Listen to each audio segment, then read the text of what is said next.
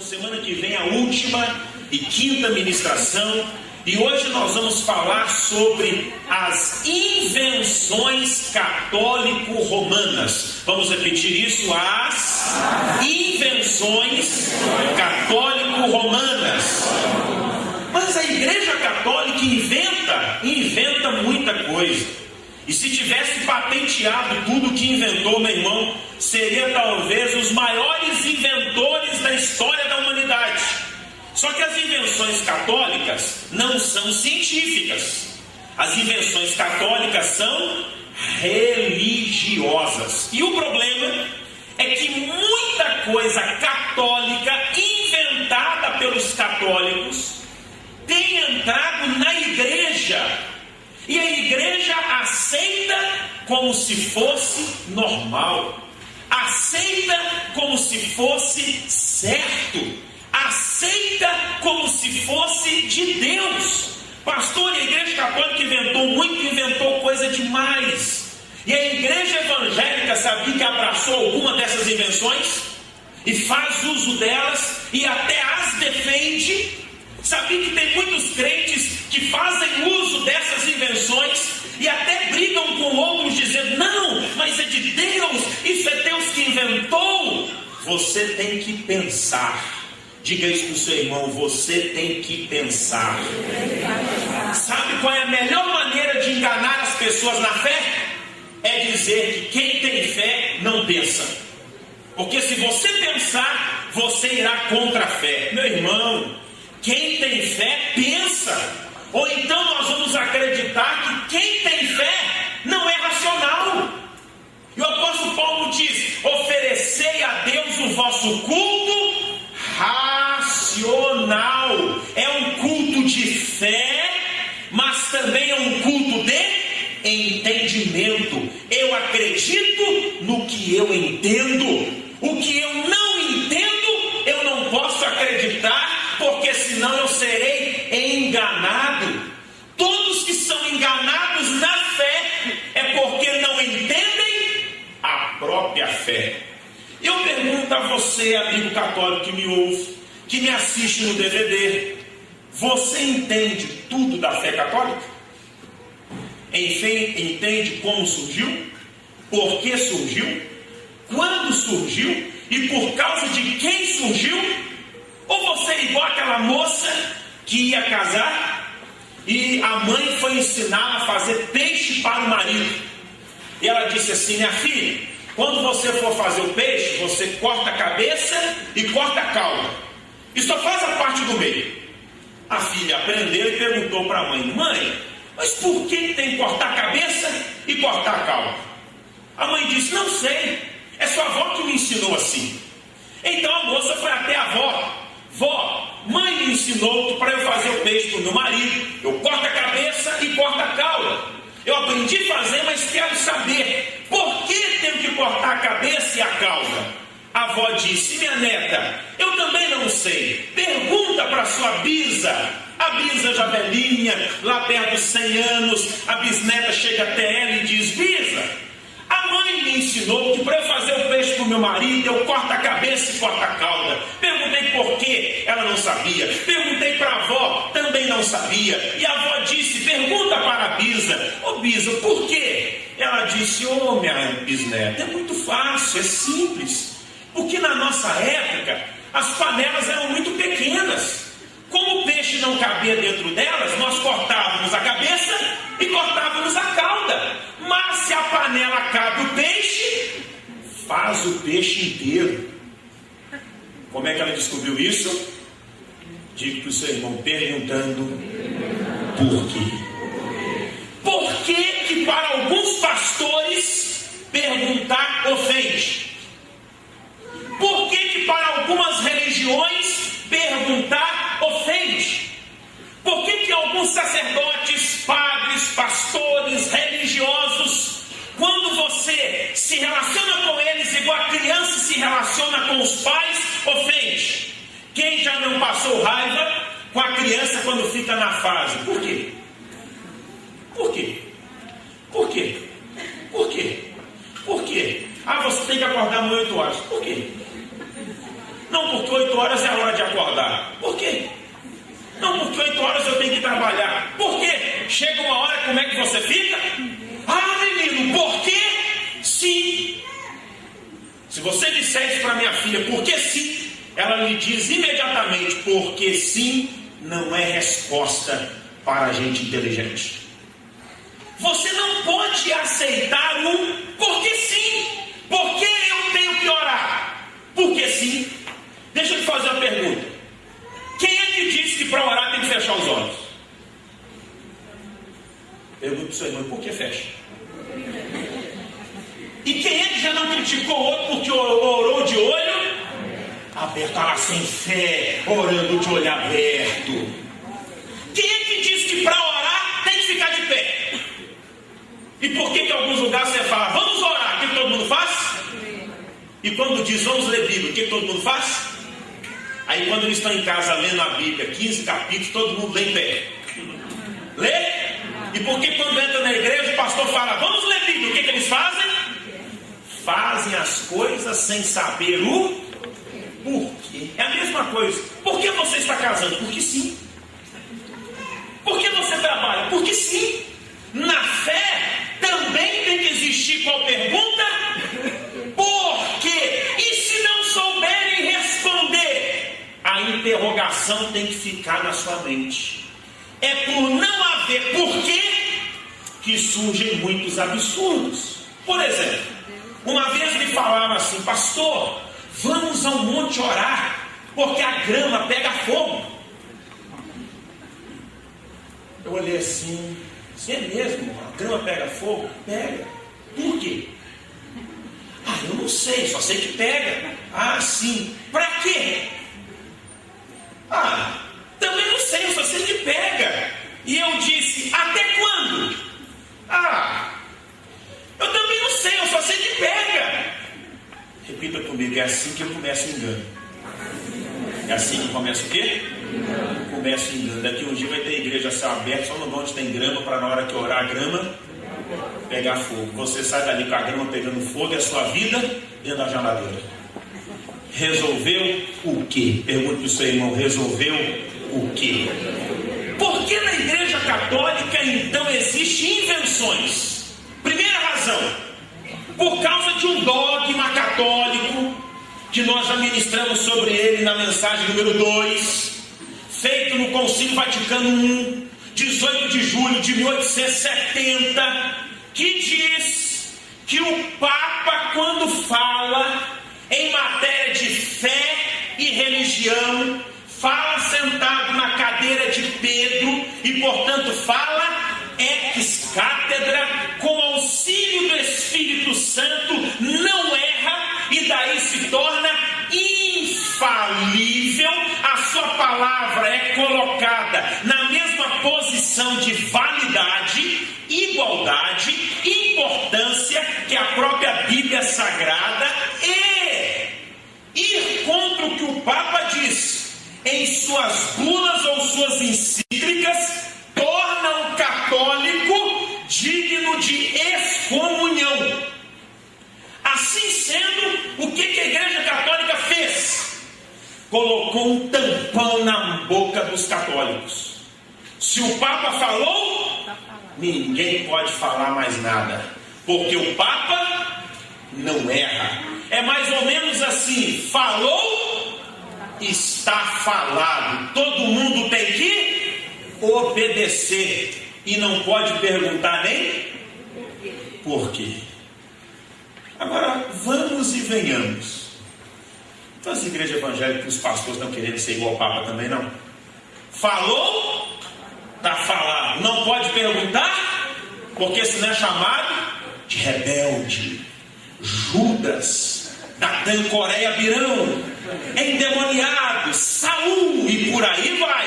Segunda razão pela qual, na Igreja Católica, se acredita em tudo o que é inventado. Porque a Igreja Católica, depois de Constantino, que foi imperador, que entre aspas, teve aquela visão da cruz, naquela batalha daquela ponte, que já falamos no DVD número 2, quando então ele tem a visão visão da cruz e vence a guerra, ele então, logo após, dá liberdade religiosa e proíbe a perseguição. Assim sendo, nos tempos de Jesus já havia uma religião fortíssima no Império Romano, que era uma religião chamada de paganismo. E quem fazia parte do paganismo era chamado de pagão. E se você olhar no dicionário o que significa uma pessoa pagã, literalmente é adorador de vários deuses. Aí então o paganismo começa a entrar na igreja. E deuses romanos, ou gregos, ou babilônicos, ou orientais, começaram a se associar a nomes bíblicos.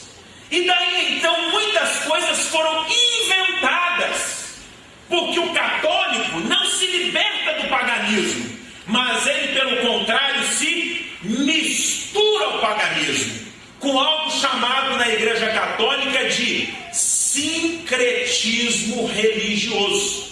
Exemplo: na Bahia, por causa do sincretismo religioso, no dia do Senhor do Bonfim, as mães de santo lavam as escadas da igreja do Senhor do Bonfim com a água do Santo Espírito. E isso é considerado normal. Vem alguém espírita querer lavar nossa calçada com a água. E o que nós vamos fazer com eles? Será que nós vamos dizer, pode lavar, ou que entra aqui, lava aqui também? Não, a nossa fé não tem sincretismo. Nós não nos misturamos. Pelo contrário, nós abandonamos a fé anterior e assumimos a nossa fé nova em Cristo Jesus. Mas na Igreja Católica não. Na Igreja Católica as coisas se misturam. As coisas o quê? E por último, na Igreja Católica o costume de se aceitar o que a igreja decide, ou de se aceitar o que o Papa disse, sem perguntar por quê, quando, quem disse, onde está escrito, como começou, até quando. Viver uma fé sem questionar esta fé é anular uma capacidade que Deus nos deu de pensar, de raciocinar, de fazer perguntas ao próprio texto e ver o próprio texto respondendo a sua pergunta. É assim que você deve encaminhar a sua fé. Mesmo quando o seu pastor fala, tem que ver a pergunta na sua mente: por quê? Quando o pastor diz, vamos ofertar, o que você tem que perguntar? Quando o pastor diz, vamos orar, o que você tem que perguntar? Quando o pastor diz, vamos jejuar, o que você tem que perguntar? Isso não pode ser roubado de você, porque Deus fez você um ser pensante, uma pessoa com razão lógica, uma pessoa inteligente. E quando então te proíbem de pensar, te proíbem de exercer a faculdade que Deus deu a todo ser humano, que é a faculdade da inteligência, a faculdade da lógica, a faculdade do livre pensamento, a faculdade da associação das coisas. E na Igreja Católica, quem vai contra ela ou contra o Papa é digno de excomunhão. Na Igreja Católica é mais ou menos se dissessem, é proibido pensar. Mas na fé evangélica não. Na fé evangélica é necessário pensar. É o quê? Vamos ver algumas invenções católicas e os anos, e o ano onde foi inventado, e que os católicos nem sabem por que fazem. Por exemplo, vai aparecer no telão: reza pelos defuntos, oração pelos mortos. Por que os católicos oram pelos mortos? Isso começou no ano 310 depois de Cristo. Sabe por quê?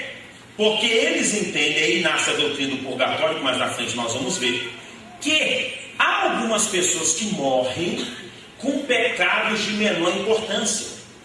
E quando eles morrem com pecados de menor importância, vão para um lugar chamado purgatório. A Igreja Católica defende que há 3 tipos de igreja: a Igreja do céu, a Igreja da terra e a Igreja do purgatório. Na Igreja do purgatório estão as pessoas que morreram sem cometer pecados absurdos, como se houvesse graus de pecado: pequeno, médio, grande e gigante. Daí então, quem comete pecados pequenos vai para o purgatório. O que você pode fazer por eles? Orar por eles. Por que não perguntam? Por quê? Encontrar-se uma resposta bíblica? Não, porque na Bíblia não existe oração pelos mortos. Muito pelo contrário, na Bíblia existe proibição de oração pelos mortos. Mas os católicos vão dizer que na Bíblia diz que é possível orar pelos mortos. Sabe onde? Segundo Macabeus capítulo 5, livro apócrifo. Não é livro canônico.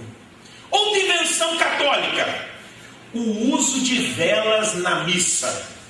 Isso começou a ser usado em 320 depois de Cristo. Vai guardando as datas aí. Os mortos começou quando? O uso de velas começou quando? E você sabia que eles têm coragem de dizer que eles usam vela porque no Antigo Testamento havia o candelabro? E que por isso também tinha que acender vela? Mas eu pergunto: Jesus acendeu vela para o Pai? Acendeu vela para o Espírito? Acendeu vela para si mesmo? Os apóstolos acenderam alguma vela? Nas sinagogas havia alguma vela? Por que nós não temos vela? Para que algo de parafina com um pavio iluminando, se nós temos Jesus que disse: eu sou a luz do mundo? Pergunte para quem está do seu lado: entre vela e Jesus, qual ilumina mais? Mas lá na fé católica é proibido perguntar por quê. Terceira invenção: culto aos santos. Em 375 depois de Cristo. Quando? Quem se lembra quando os santos há na Igreja Católica canonizados hoje, não em processo, só canonizados?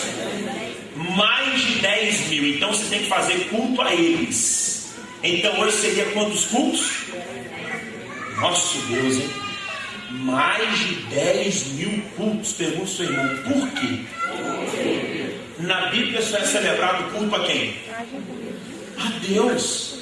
E não precisa de mais ninguém. Por quê? Não há ninguém acima dele, nem ninguém no nível dele, o qual importa que nós devemos buscar. O que a Bíblia diz? Buscar-me-eis e me achareis quando me buscardes.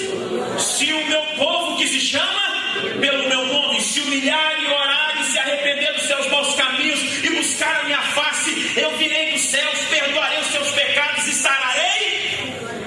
Então por que cultuar os santos? Outra invenção católica: instituição da missa no ano 304. Por que a igreja evangélica tem culto e a igreja católica tem missa? Outra invenção católica: culto à Virgem Maria. Sabe quando é que começou isso? Ano 431 depois de Cristo.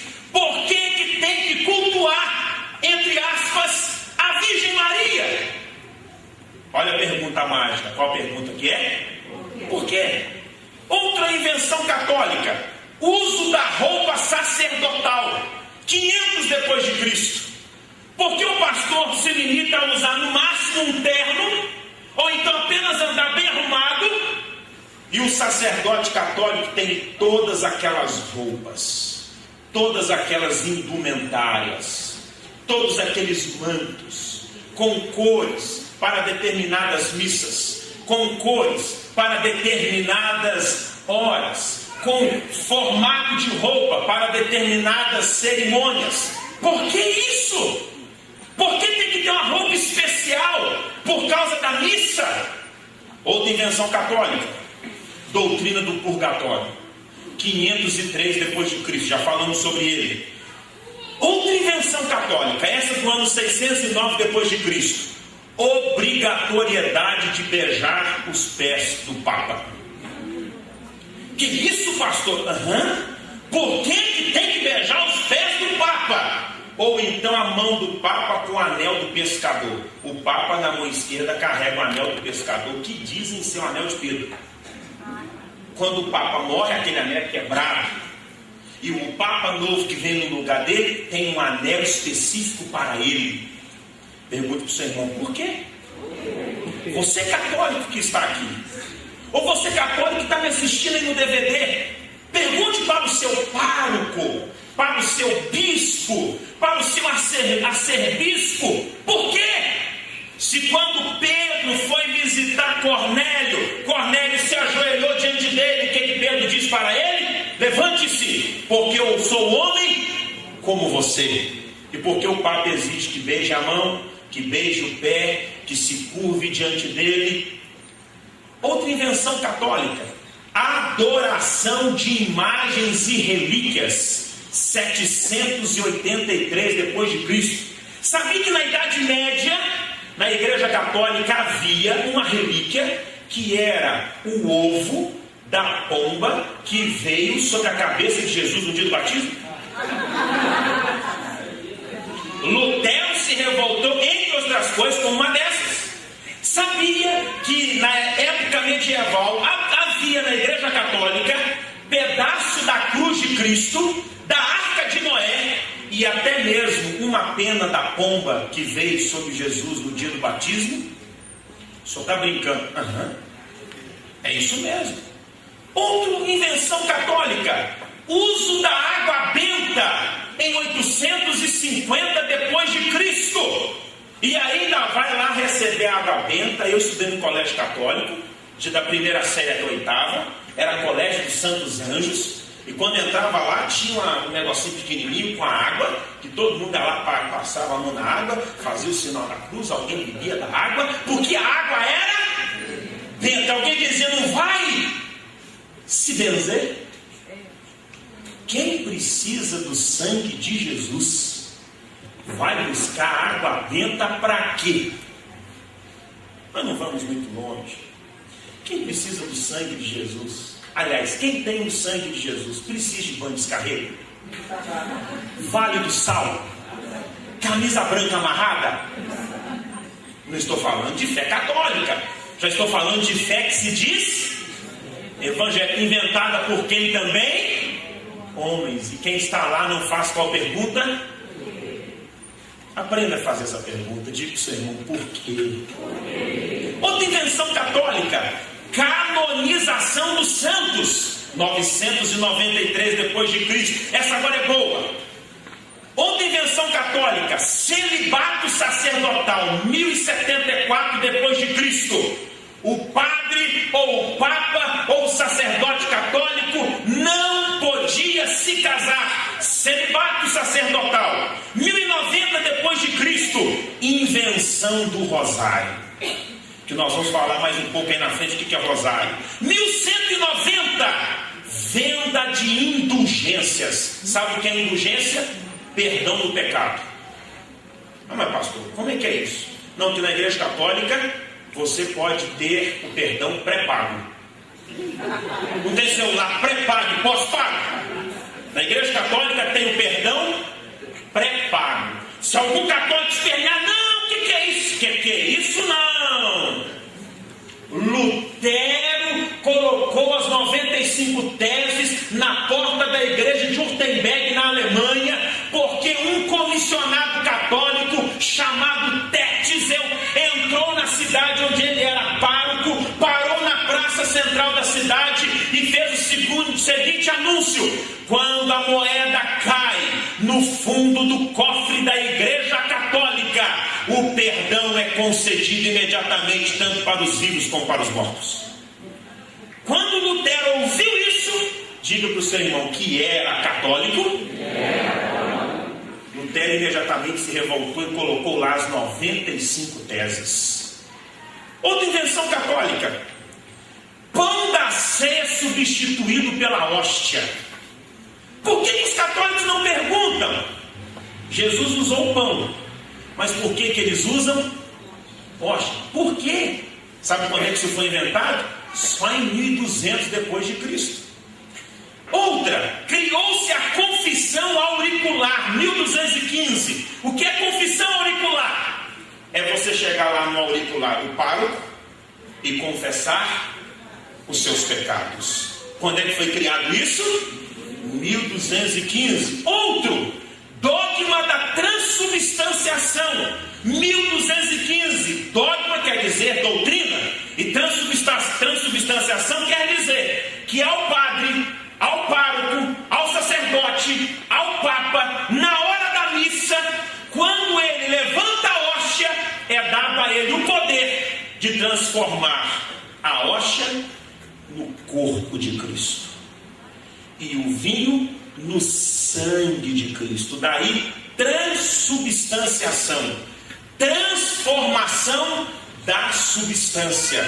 E tem gente na fé evangélica que crê em transubstanciação também, ou então crê na consubstanciação. Para nós nem é transubstanciação, nem consubstanciação. Para nós é símbolo. É o quê?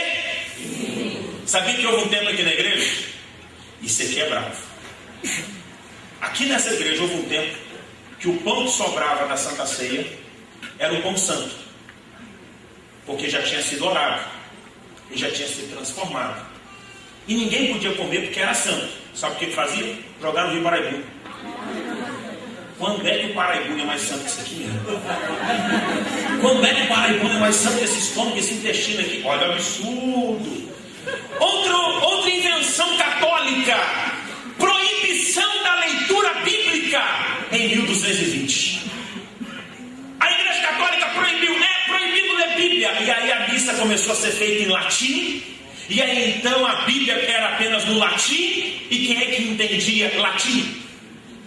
Só o cachorro. 1316, instituição da reza da Ave Maria. Somente em 1316. Outra invenção católica, 1415, eliminação do vinho na Santa Ceia. Quem toma o vinho é só o padre. 1546, introdução dos livros apócrifos. 1600, invenção do escapulário, que hoje pode ser uma joia ou pode ser uma roupa. 1854, dogma da Imaculada Concepção de Maria. E por fim não, ainda tem mais, 1908, esse sujeito chamado Papa Pio X anula qualquer casamento que não foi oficializado por um sacerdote romano. E por último, 1950, dogma da presença real e corporal de Maria no céu. 25, entre aspas, invenções. E por que se aceita? Porque não se pergunta por quê. Porque se perguntar por quê, eu lhe pergunto, haverá resposta? Haverá resposta? Quando não se há resposta, geralmente vai se responder o que então? Como os pais dizem para os filhos? Porque sim. O pai e a mãe usa da autoridade de pai e mãe, considera o filho um mentecapto, e aí diz para ele, porque sim. Pastor, o que é mentecapto? Gente que não pensa, homem da caverna, homem das pedras.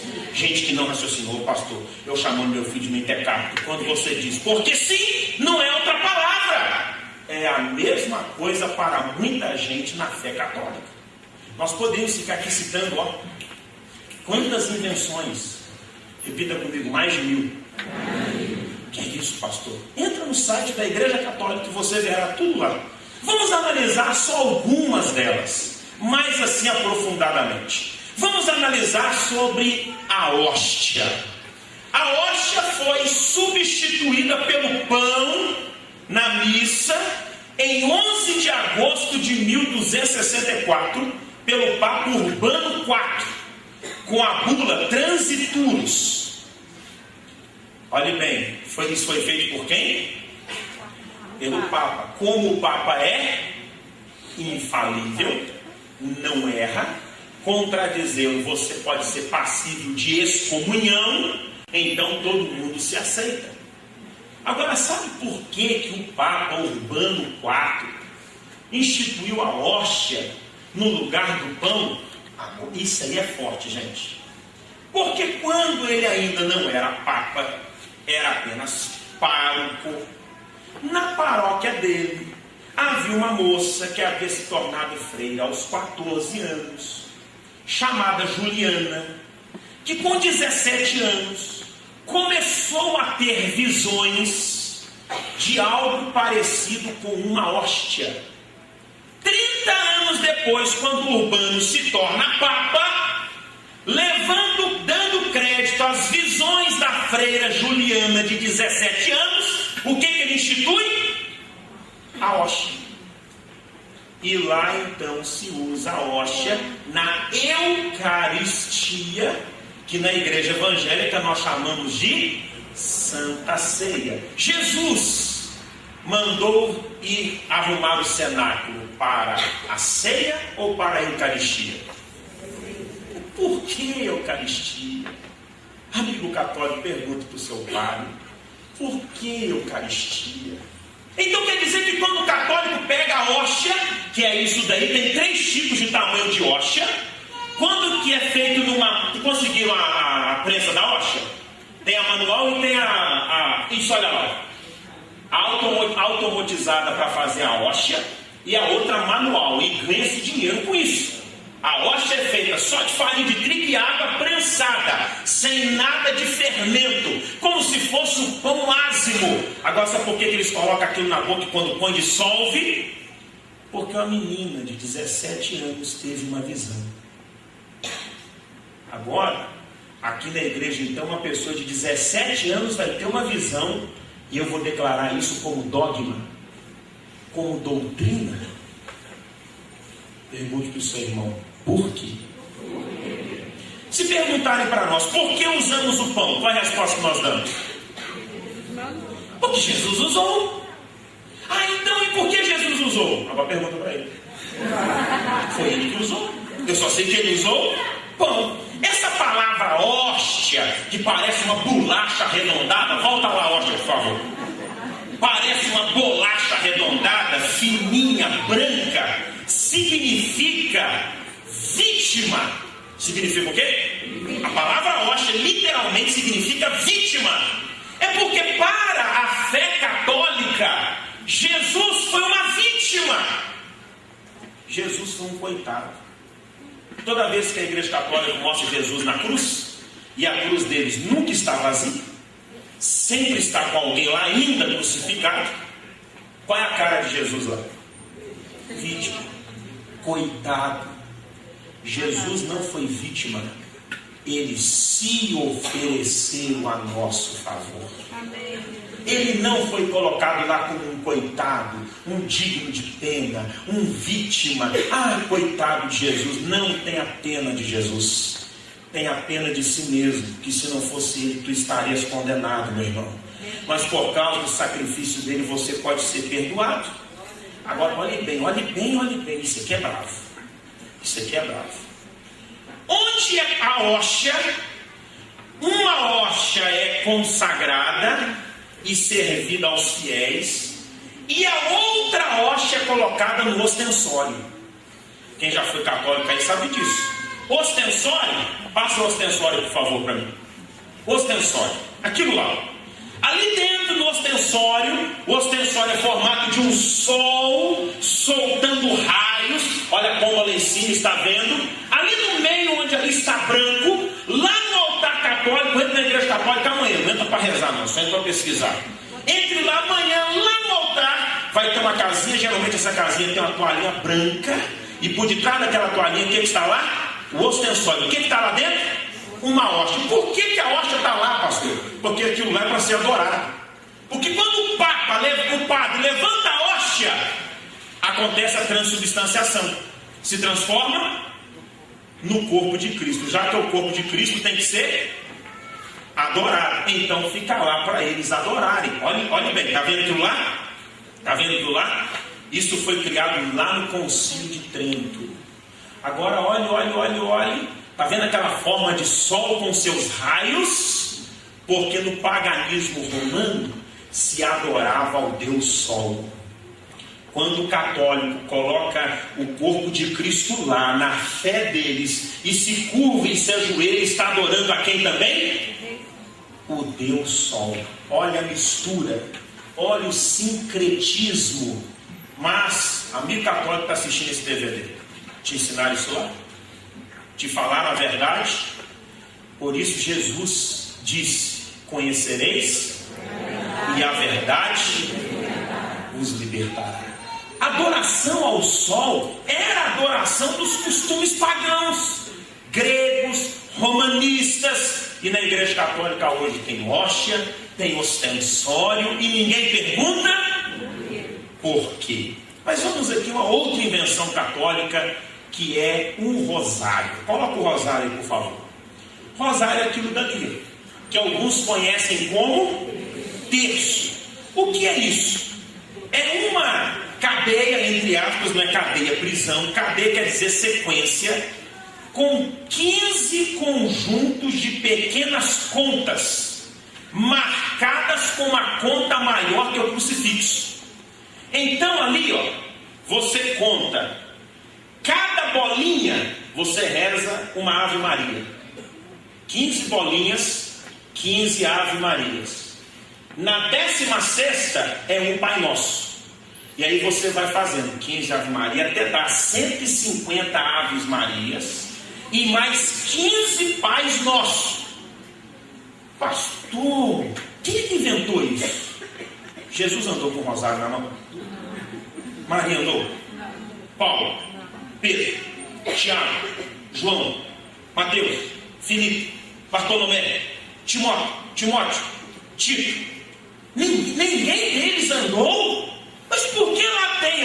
Vamos lá, olha bem que peça histórica. Isso é impressionante. Segundo a tradição católica, o rosário foi dado a Santo Domingo no ano 1206 depois de Cristo, para ser usado como uma arma poderosa para converter os pagãos. Sabe o que significa a palavra rosário? Coroa de rosas. E sabe qual é a tradição? Meu irmão, isso é absurdo. Católico, isso é absurdo. Segundo a tradição católica, quando se reza uma Ave Maria no rosário, Maria recebe uma rosa. E quando se reza o rosário todo, ela recebe uma coroa de rosas. Daí o nome rosário. Irmão, agora para que tem que dar uma rosa para alguém quando ora? Ou, vamos fazer outra pergunta. Quem entrega a rosa para ela? Outra pergunta, essa rosa é colhida onde? Outra pergunta, e essa rosa é levada para onde?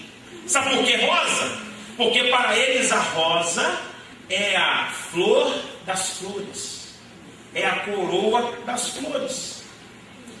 Sabe quanto que foi decidido quantas Ave Maria e quantos Pais Nossos teria? Somente no ano 1300 depois de Cristo. Quer dizer que a igreja viveu 1300 anos sem ele. E tinha algum problema? Não. E por que depois de 1300 tinha que ter?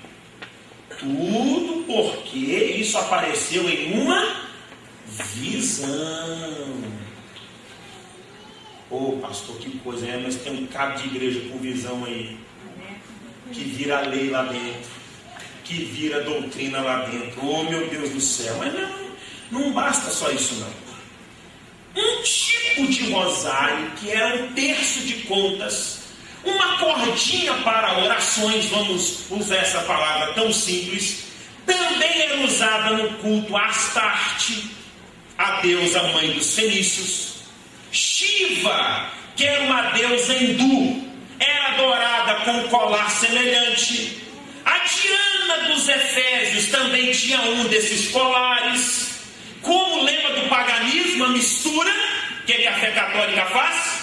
Já que Shiva tem, que Diana tem, que Astarte tem, Maria também terá. Associa uma coisa a outra. E ninguém pergunta por quê. Jesus usou o rosário? Na Bíblia existe menção do rosário? Alguém reza para Maria? Existe a Ave Maria? Alguém reza 150 vezes? Não, e o mais importante é Mateus 6, 7 a 9. Tem um texto aí? Isso. Nas suas orações, onde? Rezas. Nas suas? Não fiquem repetindo o que vocês já disseram. Como fazem? Olha aí, ó, como fazem? Eles pensam que Deus os ouvirá porque fazem? Não sejam como eles, pois antes de vocês pedirem, o Pai de vocês já sabe o que vocês, portanto orem assim: Pai nosso que estás no céu. E aí vem o modelo da oração do Pai Nosso. Jesus advertiu para não se orar como os pagãos, que fazem orações apenas de repetições. Vai para o grego, padre católico. Alguém dê isso de presente para o padre no dia do aniversário dele. Dê, por favor, fala, pastor Bruno mandou deste presente. Eu comprei, mas ele que mandou. Toma aqui, querido padre, que está me assistindo. Pense comigo. Se Jesus falou para você não usar vãs repetições, por que usa? E você estudou grego, padre. Lá nessa palavra vãs repetições tem a expressão tatalogando, que traduzido para o português comum pode se traduzir como não fale como papagaio. É o que está no original grego. Só que ninguém pergunta, porque diga-se, já fui católico, não me lembro mais. Mas vamos aqui mais uma tradição, vamos. Essa tradição é de doer. Eu acho que essa é uma das piores. É a tradição do Papai Noel. Papai Noel, olha que meio. Que coisa linda, olha. Lindo, não é? Olha ali, olha, os animaizinhos com os olhos vivos, coruja voando, pássaros voando, neve. Olha, um sujeito que está com colesterol lá em cima, um triglicérido lá em cima, com problema de pressão, um provável ataque cardíaco, um provável derrame. Olhe bem, com a barba branca. Olhe bem, como ele mantém uma barba branca, né? Em tanto tempo. Mas vamos lá pensar no Papai Noel. Pergunta para o seu irmão, você já se vestiu de Papai Noel?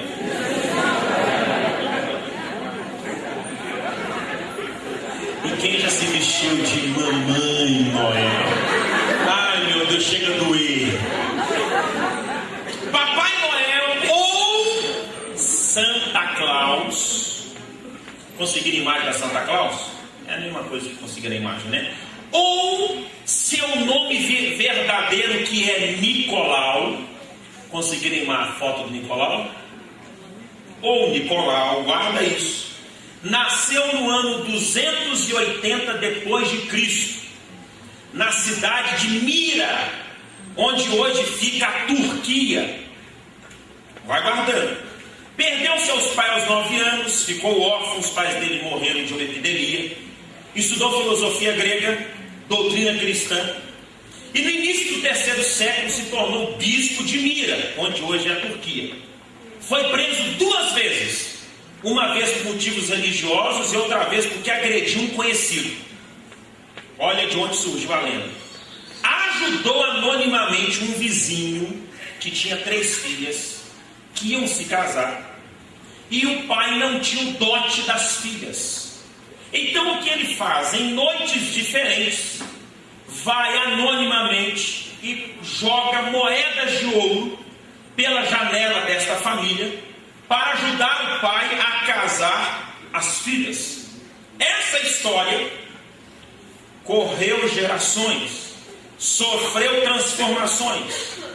O punhado de moedas se transformou num saco de moedas.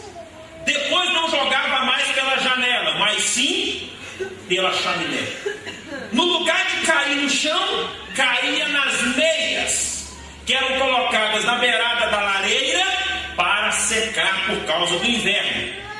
Era magro, tinha barba escura e era sério. Em 1300 pintaram a barba dele como branca. Em 1800 deram a barriga proeminente para ele e uma cesta de alimentos. Depois as botas ficaram pretas, o traje ficou vermelho, ganhou um gorro na cabeça. No século XIX, a cesta de alimento tornou-se uma cesta de brinquedos.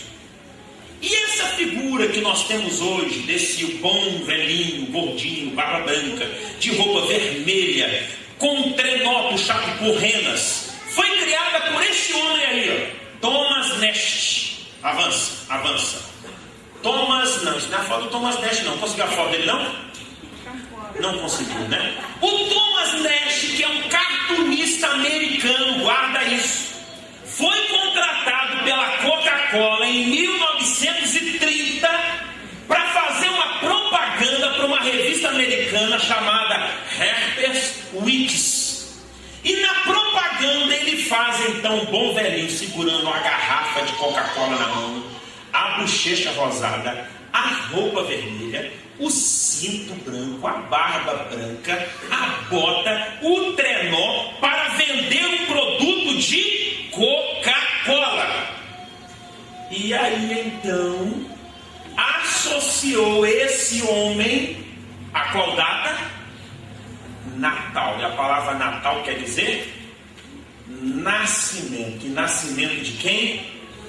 De Jesus. Meu irmão, quantos crentes têm fotos de seus filhos tirados nos shoppings das nossas cidades, sentados no trono do Papai Noel, no colo do bom velhinho?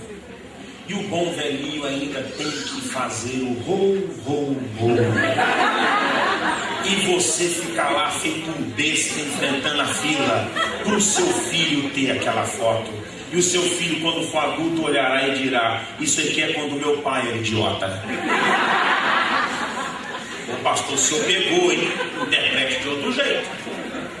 Mas quando... Você já tirou foto do Papai Noel? Tá saindo fotógrafo dele. 400 fotos por dia. Ó, 400 bobos por dia. 2 Papai Noel, de manhã um, de tarde outro. E você vai tirando foto deles. Olha aí que coisa. Olha aí que coisa. Olha aí que coisa. Olha aí que coisa. Agora vamos pensar uma coisa. Por que então que o Natal é dia 25 de dezembro? Por que isso aconteceu? O Natal passou a ser dia 25 de dezembro no ano 525 depois de Cristo. Até 525 Jesus não nasceu 25 de dezembro. Ele só nasceu 25 de dezembro depois de quando? 525. Para coincidir com uma festa oriental e romana. Na verdade, Jesus só nasceu 25 de dezembro por obra desse Papa aí, João I. Esse Papa aí, quantos crentes, 1500 anos depois, estão obedecendo esse homem? Os espíritas obedecem aos mortos, os católicos, o Papa, e os evangélicos, a Bíblia. Pergunte para quem está ao seu lado: você é evangélico em dezembro? Quer rever, meu irmão? Quer rever? Eu estou torcendo para o dia 25 de dezembro cair no domingo. Eu quero ver quantos católicos terão aqui. Eu quero ver 25 de dezembro cair no domingo. E eu quero ver quantos católicos nós teremos aqui. Ô pastor, por causa da minha família, por causa da tradição, por isso Jesus disse: vós anulastes o mandamento de Deus, por causa da vossa tradição. Bom, quanta gente aqui domingo não teve um almoço de Páscoa? Ou pouca vergonha evangélica? Ou absurdo evangélico? Quantos ainda estouraram o cartão de crédito fazendo as compras de Páscoa e fez o papel de bobo de dar para todas as crianças da sua família um ovinho de Páscoa? Oh, meu Deus! Nada contra o ovo, que inventou do ovo é a galinha, o criador do ovo é Deus. Nada contra o ovo. O negócio é dizer que o ovo é de Páscoa, ou então você se veste de coelhinho da Páscoa, que trazes para mim um ovo, 2 ovos, 3 ovos, assim, e você coloca as orelhinhas e se veste de algodão na bochecha e algodão na manga e vai feito um besta entrando no quarto dos seus filhos da Páscoa com o ovinho na boca, que trazes para mim.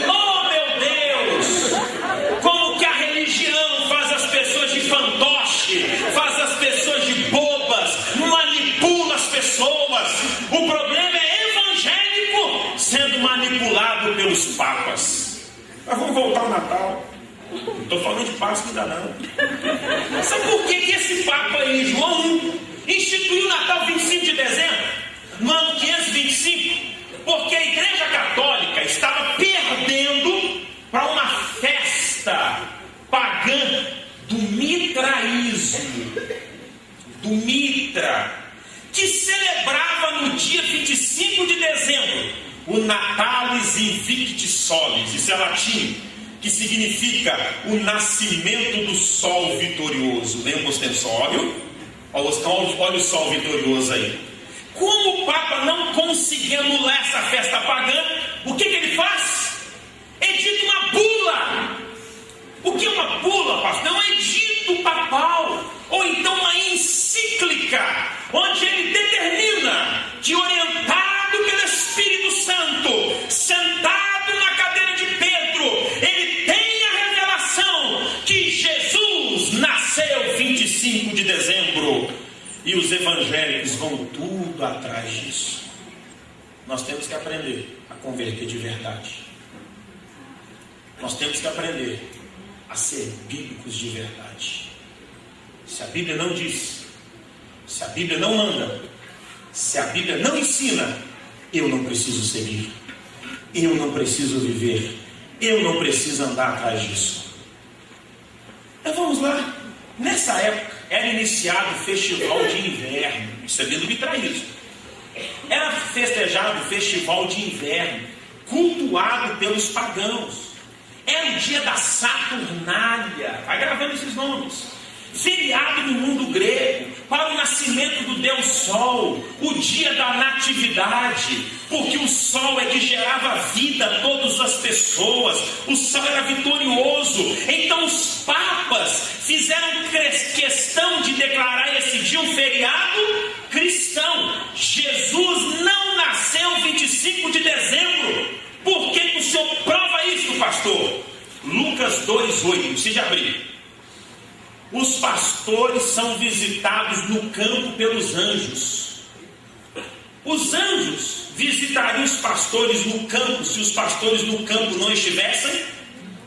Em dezembro, os pastores não estavam no campo. Por quê? Dezembro em Israel é um período chuvoso, de noites frias. E nenhum pastor inteligente vai pegar o rebanho dele e deixar no sereno, ao relento, ao céu aberto, sendo molhado pelo sereno, estragando a lã e ainda levando o rebanho a possível doença dos pulmões. Então eles não estavam no campo. Se eles não estavam no campo, então os anjos não apareceram em qual data? Na data de dezembro. Porque em dezembro os pastores não estariam no campo. Segundo, possivelmente José e Maria foram para Belém, preste atenção, na época da festa dos tabernáculos. Por isso a cidade estava muito cheia e não havia hospedaria para eles, não havia pensão, não havia hotel. Outra coisa, bem no meio do inverno, com muita chuva, o imperador ia pedir um recenseamento. Não se esqueça que José e Maria viajaram para Belém exatamente para cumprir uma ordem imperial, para fazer o recenseamento e para se cumprir o que havia escrito os profetas. E tu, Belém Efrata, será a casa do Messias. Eu estou parafraseando com palavras minhas. Vamos entender uma outra questão. Sabe quando em Israel é comemorada a festa dos tabernáculos? No mês de outubro. Qual mês? Outubro. E vamos entender uma outra coisa. Onde é que na Bíblia manda celebrar o nascimento de Jesus? A Santa Ceia para celebrar a morte e ressurreição, mas não o nascimento. Se Jesus tivesse nascido, mas não morrido, nós teríamos fé nele hoje? Não. Nascer faz parte da vida de toda pessoa, mas morrer e ressuscitar, só um até hoje, que é Jesus. Há crentes que 25 de dezembro, 24 para 25 fazem a ceia, e ainda tem que ser meia-noite, igual os pagãos, para comemorar Saturnália, para comemorar o nascimento do sol invictus. E nesse dia espera-se meia-noite, porque 25 de dezembro, quando então o céu é anunciado o nascimento do sol, todo mundo fazia as refeições e oferecia as refeições na Saturnália em adoração ao Deus Sol. E quanto crente hoje, se tiver culto dia 24, sai correndo para a ceia. Eu tenho vergonha de uma igreja assim. Quando eu cheguei em Juiz de Fora 2006, sabia que minha família tinha ceia de Natal? E sabia que tinha que ser meia-noite? Quando eu cheguei, para você ver na ceia, eu não sou católico, não obedeço o Papa. Eu sou evangélico, obedeço Jesus. Não é ceia. Então tudo bem, nós vamos comer meia-noite. Por que comer meia-noite? Passar uma noite toda? A medicina já me ensinou que encher a barriga de noite vai fazer você passar mal e ainda ter até insônia se bobear, ter até congestão se você não prestar atenção. É na hora que eu chegar tem que comer. E ainda estão lutando contra mim, ninguém me ganhou ainda não. Eu chego lá, dá 8 horas, vamos comer, senta na mesa, pai, vamos orar aqui. Não, mas não é noite, não precisa ser noite. Sabia que tinha que ter árvore de Natal? Eu falei, se tiver um, não entro. Não põe o pé aqui. Se a minha família não respeita a minha fé, eu respeito a minha fé. Na minha família não tem mais Natal. Eu estou tentando acabar com o amigo oculto, não consegui ainda não. Eu estou tentando. Mas pastor, por que isso, irmão? Para que ter um amigo que é oculto? Só lembra de você uma vez no ano. Ainda vai te dar presente que diz, não repara porque é uma lembrança. Eu não consigo lembrar. Eu vou ter um amigo desse, amigo que está comigo o ano inteiro, que não quer me dar uma lembrança, mas quer me dar algo significativo, mas isso é outra história. Eu não tenho tempo, mas se eu teria tempo, eu entraria agora em 2 tradições católicas que se tornaram evangélicas. Eu quero só citá-las. Eu sei que pastores que vão assistir esse DVD vão me criticar, mas eu me coloco à prova. Abram a Bíblia e podem me questionar, com respaldo bíblico. Quem é que inventou que esse lugar que eu estou é altar? Quem é que inventou que este lugar que eu estou é altar? Por que a igreja tem que ter altar? Por que o altar tem que ser santo? Por que para subir no altar tem que estar consagrado? De onde é que veio essa tradição? Repita comigo, do catolicismo. Isso aqui é altar? Isso aqui é altar? Não, isso aqui é chão. Qual é o nome disso aqui? Qual é o nome disso aqui? Chão. Mas isso aqui não é altar? Não, isso aqui é chão. Qual é o nome disso aqui? Porta-Bíblia. Ou então uma palavra feia, púlpito.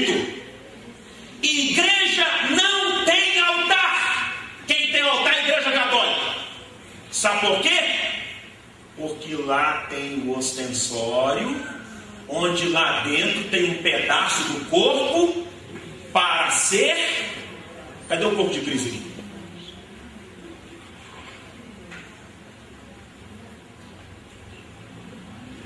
Cadê o corpo de Cristo? Vocês colocaram aqui dentro? Esse aqui é o nosso suspensório? Cadê o corpo de Cristo? Cadê? Cadê o corpo de Cristo aqui debaixo, gente? Não. Cadê o corpo de Cristo? Ah, está aqui. Se não tem corpo de Cristo aqui, esse lugar é santo? Esse lugar que é santo? Esse lugar que é santo? Não, meu irmão. Alguém falou bem ali. Santo é quem a presença de Deus habita nele. Esse lugar torna-se santo quando eu ponho os pés nele, porque eu sou santo. Não sabeis vós que sois templo em que o Espírito Santo habita? Você já viu que tem crente que fala assim: eu vou orar no altar? De onde é que vem essa ideia? Católica romana. Tem pastor que está me assistindo que você nunca mais me chama para ir aí, mas eu fui chamado para ser atalaia. A verdade dói, incomoda, atrapalha, deixa com raiva, mas liberta. Se você continuar chamando esse lugar alto de altar, não é mais por engano, mas é por consciência. A igreja evangélica não tem altar.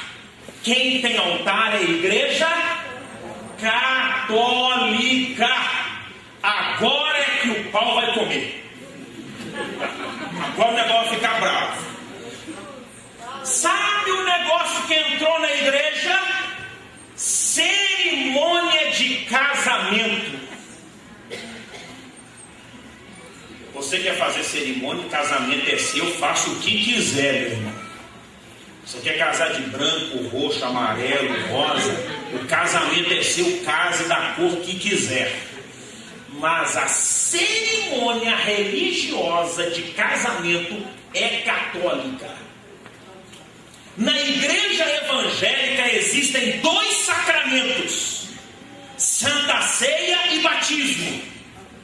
Na igreja católica existem 7 sacramentos e um deles é o matrimônio. Onde na Bíblia que está mandando fazer cerimônia de casamento? Quem na Bíblia que fez uma cerimônia de casamento? E pelo amor de Deus, o primeiro milagre de Jesus não foi numa cerimônia.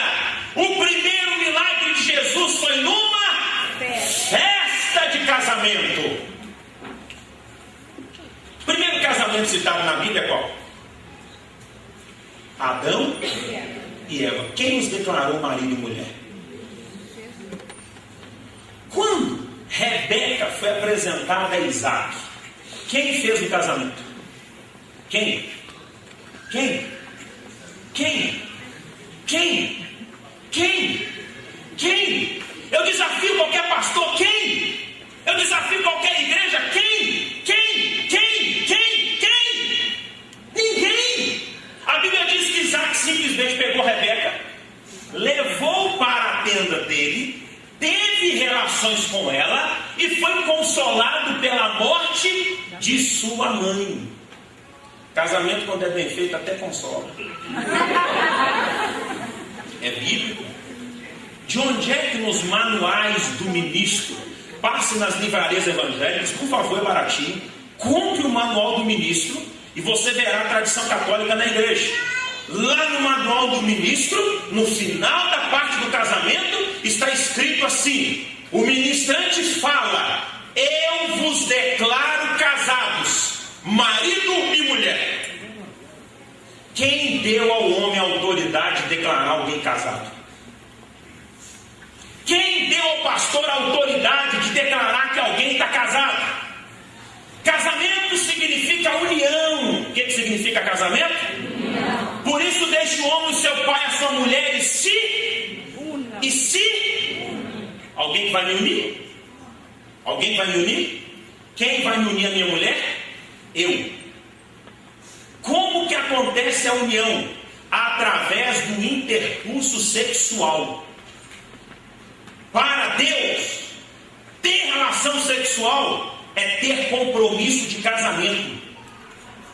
Quem tem relação sexual sem compromisso de casamento é promíscuo, é promíscua, é prostituto, é prostituta, é sem vergonha, é galinha, é mulherengo ou homeirengo. E a invenção dessa seria a última palavra.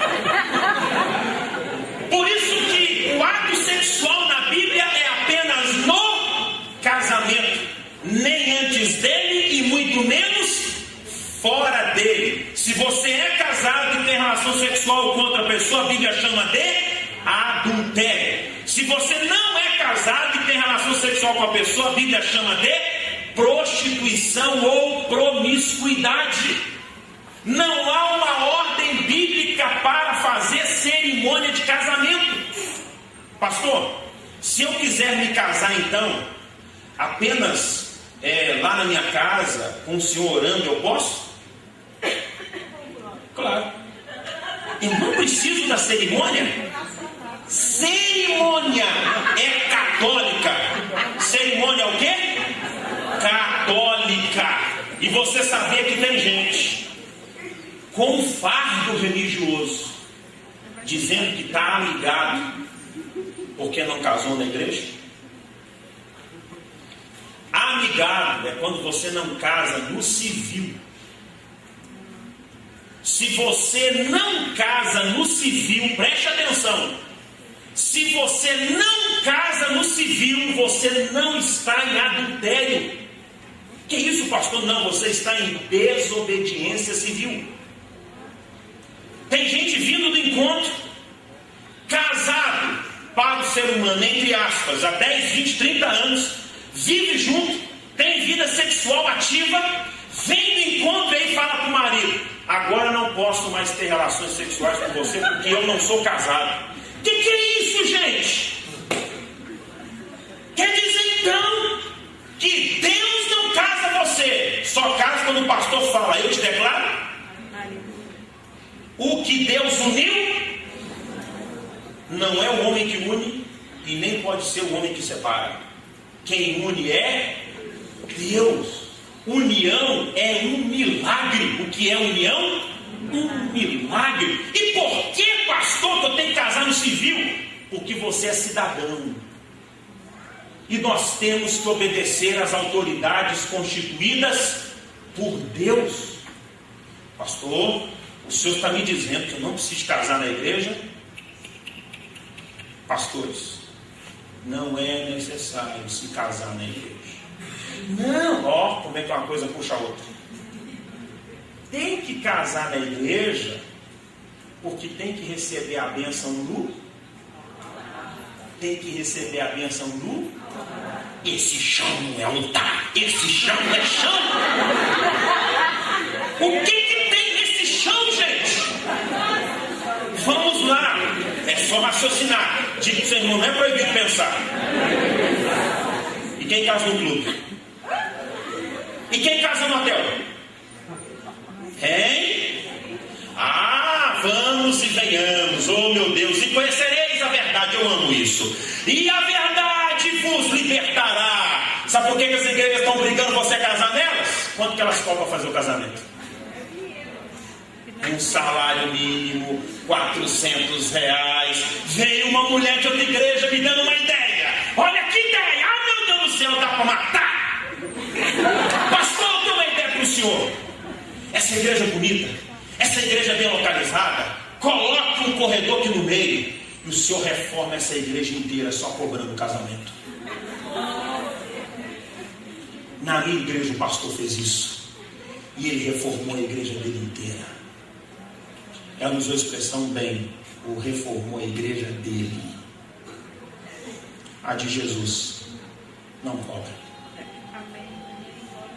Se casamento é um ato para abençoar, como alguns pastores defendem, tem que casar na igreja para ser abençoado. Então estamos cobrando uma bênção.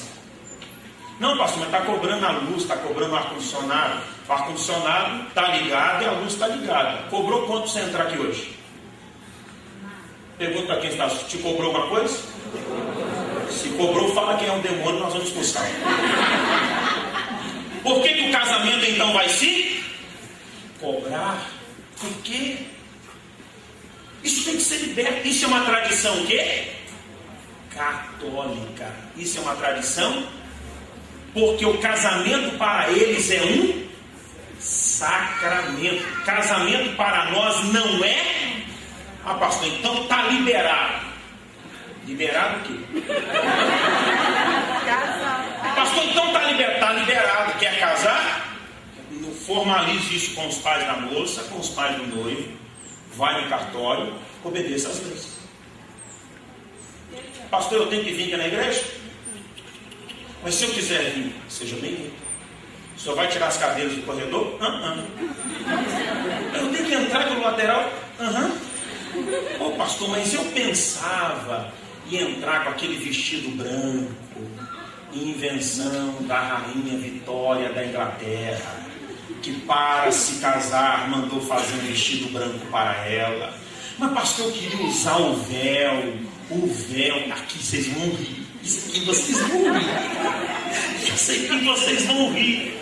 Sabe por que se usava o véu? Para a mulher, quando entrasse, não fosse alvo do mal olhado das outras mulheres invejosas. E por isso ela entrava com o rosto tampado pelo véu. E você, boba, casou com o véu. Meu Deus do céu, que é isso? E o buquê de flores? Eu vou te explicar o buquê de flores. Buquê de flores era usado com ervas aromáticas para expulsar maus espíritos ou mosquitos. O interessante é que joga o buquê e você cai para pegar o buquê, para expulsar os maus espíritos. Diga para quem está do seu lado, pergunte por quê. Diga para mais uma pessoa, pergunte por quê. O interessante é a moça que diz, mas eu sonho.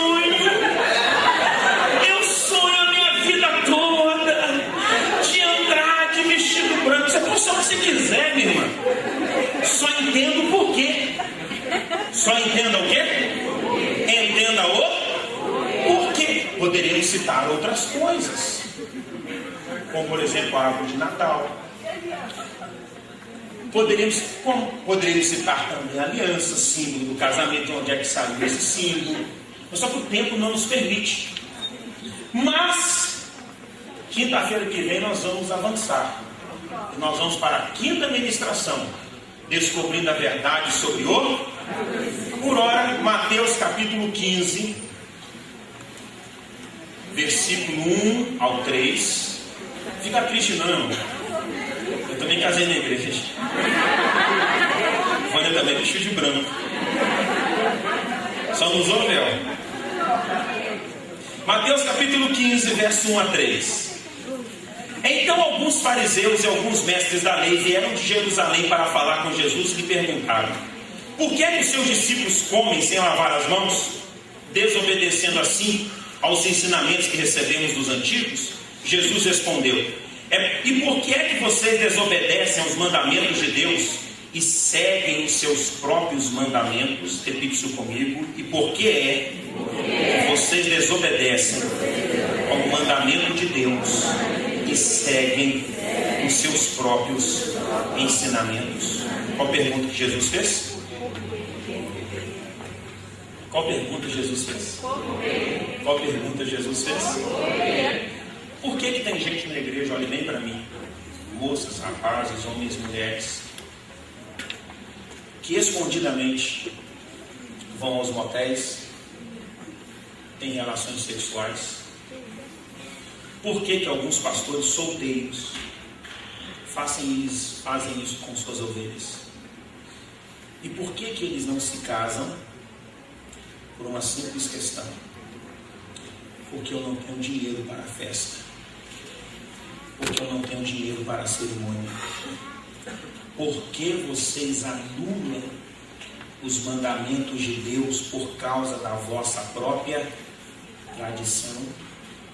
Porque há na igreja casais se abrasando, pegando fogo, incendiando-se na hora do namoro, mas não se casam? Porque eu não tenho dinheiro para o vestido de noivo, porque eu não tenho dinheiro para pagar as flores, porque eu não tenho igreja para pagar as fotos, porque eu não tenho dinheiro para pagar a filmagem. Você pode filmar, você pode tirar foto, você pode usar flores, você pode plantar uma floresta amazônica para você casar, você pode fazer um jardim do Éden para o seu casamento, mas não anule os mandamentos de Deus por causa da vossa tradição. A Bíblia não mandou ninguém casar na igreja, mas a Bíblia mandou que ninguém adulterasse, que ninguém cobiçasse a mulher do próximo, que ninguém cobiçasse coisa alguma do próximo. Mas o que a tradição faz? Você adultera, você cobiça, você faz tudo isso, mas não deixe de seguir a tradição humana. Você quer seguir a tradição? Siga. Eu não estou dizendo que é proibido casar na igreja. Eu só estou dizendo que se você não casar na igreja, você não cometeu nenhum erro, mas você tem que obedecer às leis civis do seu país e casar sim no civil, senão você comete desobediência civil. Pastores, amigos, pastores que estão assistindo este DVD, talvez você nunca ouviu isso, porque infelizmente isso não é ensinado, porque para muito evangélico esse altar é igual ao católico, só que não tem ostensório. Casamento é como se fosse um sacramento, só que ele não está na Bíblia. Conhecereis a verdade. Você está sendo liberto? Você está sendo liberto? Por favor, dê um DVD deste de presente para o seu amigo católico. Mostre para ele a verdade, porque ele será liberto pela verdade. Só para nós terminarmos, quem assistiu o pronunciamento do Papa pedindo perdão aos católicos da Irlanda pelos pecados de pedofilia dos padres? Ele usou duas expressões: nós pedimos desculpa e a Igreja Católica sente remorso. Exatamente essas palavras. O crente não pede desculpa, pede perdão. E crente não tem remorso, tem arrependimento, metanoia, mudança de ideia, mudança de direção e mudança de hábito.